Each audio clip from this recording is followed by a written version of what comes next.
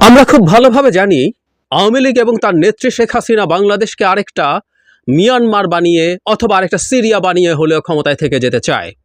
বাশার আল আসাদ যা করেছে, বছরের পর বছর দেশটাকে ধ্বংস করে দিয়েও তার ক্ষমতা টিকিয়ে রেখেছে, ঠিক একই পথে উনি যেতে প্রস্তুত, আমরা বুঝি।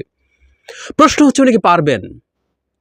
কারণ এইরকম একটা আলামত দেখানোর চেষ্টা হচ্ছে, কিন্তু আমি ব্যক্তিগতভাবে মনে করি সম্ভব না। তারা অলরেডি হেরে গেছেন।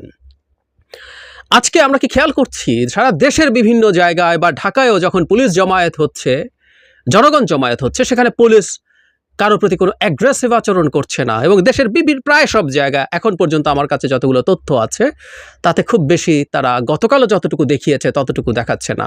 শুধু তাই না, ঢাকার বিভিন্ন স্পট থেকে ট্রাফিক পুলিশও তুলে আনা হয়েছে তারা ঝুঁকি বোধ করার কারণে।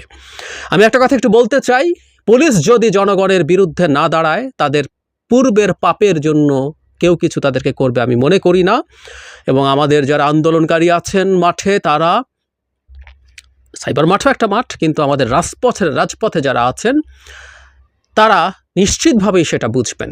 সব যেটা দাঁড়ালো, পুলিশ এই মুহূর্তে অ্যাকশনে নেই। আমি গতকাল বলেছি, গতকালের আলামত দেখে আমার তাই মনে হয়েছে, এবং পুলিশ যে অ্যাকশনে নেই আজও তার প্রমাণ আছে। আমি সেই জায়গায় আসছি। কিন্তু আমরা যেটা ধারণা করছিলাম, পুলিশ হয়তো কথা শুনছে না, দে শুড নট। হাওয়া বদলালে পুলিশও বদলে যাবার কথা। প্রশাসন, আমরা আস্তে আস্তে এগুলো দেখতে শুরু করব বলে বিশ্বাস করি। পুলিশ যে কাজ করছে না সেভাবে, পুলিশ যে কে যার এভাবে লেলিয়ে দেওয়া যাচ্ছে না, তার একটা প্রমাণ হলো কুমিল্লায় ছাত্রলীগ যুবলীগ গুলি করে অন্তত 5 জনের গুলিবিদ্ধ হবার সংবাদ পাওয়া গেছে। সংখ্যাটা আরও বেশি হতে পারে, এর মধ্যে কেউ মারাও যেতে পারে, কিন্তু কাজটা করেছে আওয়ামী লীগের পান্ডারা। এটা হলো জরুরি কথা, পুলিশ না। এই জায়গাটা আমি নোট করতে বলবো। তাও কোন জায়গায়? একটা জায়গায়। পারলে তো সব জায়গায় করতো। বিশেষ করে শহীদ মিনার এলাকায় এই রকম ঘটনা ঘটিয়ে দিচ্ছে। ছাত্রলীগ কই? কোথায় আজ ছাত্রলীগ? তাই না? ছাত্রলীগ তো এখানে সবচেয়ে বেশি আক্রমণ করার কথা ছিল। কত হ্যাডাম! মজার ব্যাপার, একটা ফানি ঘটনা আমরা এর মধ্যে আবার দেখলাম, একটু অফ টপিক। ছাত্রলীগের প্রেসিডেন্ট সেক্রেটারি, তাদের দুজনের ফেসবুক এর ভেরিফাইড আইডি মেটা হাপিস করে দিয়েছে তাদের কমিউনিটি গাইডলাইন ফলো করা হয়নি বলে। কয়দিন আগে বিরাট হুমকি ধামকি নাকি দিয়েছে ফেসবুককে পলক সাহেব, এখন তাদের লোকেরই আইডি হাপিস করে দিচ্ছে। যাই হোক, আরেকটা পদক্ষেপেই বুঝবো যে পুলিশ কথা শুনছে না। জনাব ওবায়দুল কাদের আজ সংবাদ সম্মেলন করেছেন, সেখানে তারা আগামীকালকের জন্য, আমরা জানি আগামীকাল অসহযোগ শুরু হতে যাচ্ছে, সেই অসহযোগের জন্য তাদের কর্মসূচি ঘোষণা করেছেন। উনি একরকম বলছেন, আজই তাদের কর্মসূচি ছিল, তিনি বলছেন একদিকে দুর্যোগপূর্ণ আবহাওয়া, অন্যদিকে আমরা কোনো রকম মুখোমুখি অবস্থানে জড়াতে চাই না, সে কারণে সংঘাত হতে পারে, তাই আমরা এই ধরনের প্রোগ্রাম এড়িয়ে চলেছি। গতকাল এবং আজকেও আমাদের নির্ধারিত কর্মসূচি ছিল।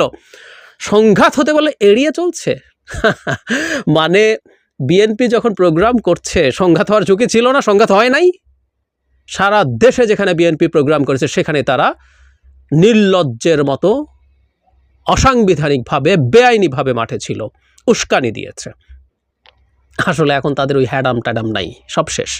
কিন্তু এখানেও একটা জিনিস একটু জরুরি, তারা যে আহ্বান জানাচ্ছে যে আগামীকাল তারা এই ধরনের সমাবেশ করবে, ওয়ার্ডে ওয়ার্ডে তারা থাকতে বলছেন। আগামী পরশু তারা মিছিল করবেন, তাদের শোকের মাস। আওয়ামী লীগকেও শোকটোক করতে দেখি না ইদানিং।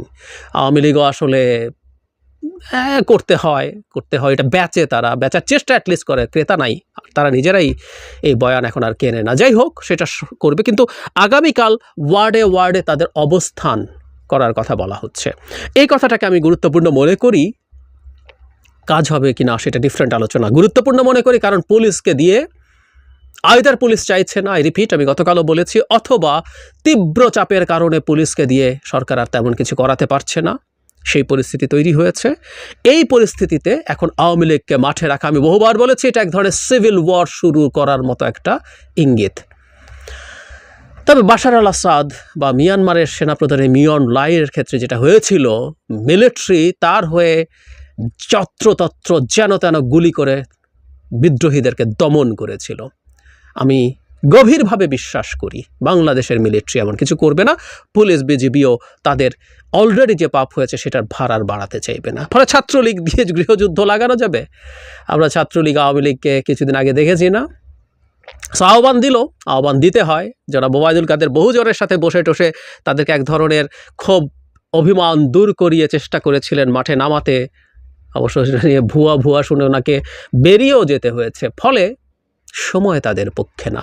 আমরা নিশ্চিতভাবে বলতে পারি, আমি ব্যক্তিগতভাবে জানি এমন আওয়ামী লীগ নেতা এমপি ইলেকশন করেছেন, বহু জায়গায় গেছেন, টকশো করেছেন, কিন্তু উনি দেশে নাই, পালিয়েছেন। ওদের নামও আসে নাই, নাম তো 20-24 জনের এসছে, 2 ডজনের কথা এসছে মন্ত্রী এমপি মিলিয়ে। আরও অসংখ্য নেতা মন্ত্রী এমপি পালিয়েছেন, পাড়ার লোকজনও পালিয়েছেন। না পারলেও তারা গর্তে ঢুকবেন, তারা কালকে মাঠে থাকবেন। ওনাদের ঘাড়ে কয়টা মাথা? এতদিন এই কথাটা আমাদেরকে বলা হতো, আমাদের ঘাড়ে কয়টা মাথা আওয়ামী লীগের বিরুদ্ধে কথা বলি। এখন ওদের একই কথা বলছি। গত কিছুদিনে যা ঘটে গেল, যা দেখলো তারা, ওদের ঘাড়ে আর কয়টা মাথা? শুধু কুমিল্লায় তো নেমেছে, ওই কুমিল্লার লোকজনও না আর পেরে উঠবে না। সুতরাং আওয়ামী লীগকে দিয়ে সামাল দেওয়ার যে চেষ্টা, সেই চেষ্টাও নিশ্চিতভাবেই ব্যর্থ হবে। কাল চিপা চাপায় দেখা যাবে 2-4 জনকে ঘাট ধরে আনার চেষ্টা হবে, বহু বেনিফিট নিয়েছে, কিন্তু সেই অর্থে আগে যেরকম চেয়ার টেয়ার নিয়ে মোড়ে বসে থাকতো, লাঠি সোটা হাতে, কাঁধে ব্যাগ, ধারণা করতে পারি তার মধ্যে অস্ত্রশস্ত্র থাকা, কিছুই হবে না। জনগণের সমষ্টিক শক্তির সামনে পুলিশ বিজিবি নিউট্রাল হয়ে গেছে, তাদেরকে সম্মান জানাচ্ছে সেনাবাহিনী। আর আওয়ামী লীগের পান্ডা, নো ওয়ে, কোনো সম্ভাবনা নাই তাদের আর।